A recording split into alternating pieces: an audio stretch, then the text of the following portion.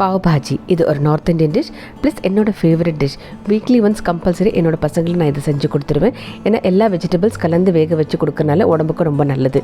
1/4 kilo தான் நான் எல்லா வெஜிடபிள்ஸ் எடுத்துருக்கிறேன். உருளைக்கிழங்கு, கேரட், பீட்ரூட், பச்சை பட்டாணி, காலிஃப்ளவர். எக்ஸ்ட்ரா நீங்கள் வேணால் ப்ரோக்கோலி, கேப்சிகம் கூட ஆட் பண்ணிக்கலாம். இஞ்சி பூண்டு வந்து நான் இந்த மாதிரி ஃப்ரெஷ்ஷாக தட்டி எடுத்துருக்கிறேன். நீங்கள் வேணால் பேஸ்ட்டாக கூட யூஸ் பண்ணிக்கலாம். இப்போ கடாயில் எண்ணெய் காஞ்ச உடனே ஒரு பெரிய வெங்காயம் குட்டி நறுக்கியிருக்கிறேன். அதை இதை வந்து போட்டு வதக்கிக்கலாம். கொஞ்சமாக கருவேப்பிலையும் ஆட் பண்ணிக்கோங்க. இப்போ வந்து தட்டின ஒரு இஞ்சி பூண்டை போட்டு நல்லா வதக்கிக்கலாம். 2 தக்காளி இந்த மாதிரி குட்டிக்கிட்டே வதக்கி எடுத்துக்கிறோம்.